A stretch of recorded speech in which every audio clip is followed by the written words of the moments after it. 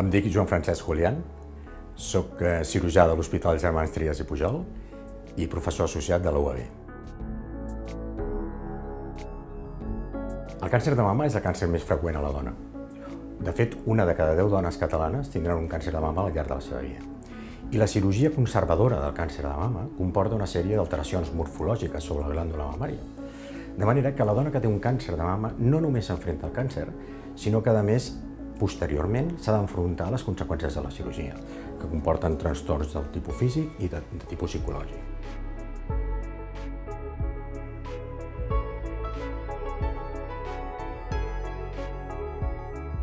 L'objectiu d'aquest projecte és desenvolupar una pròtesi biològica, que és el gel de plaquetes, que ens permeti, d'una banda, restituir el volum, evitar l'alteració morfològica de la mama degut a la cirurgia, al moment de la intervenció.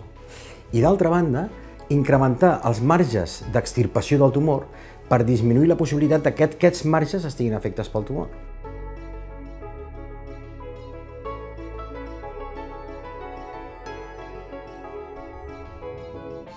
Amb la qual cosa disminuïm el percentatge de pacients que hem de reoperar després d'aquesta primera intervenció perquè els marges estaven afectats.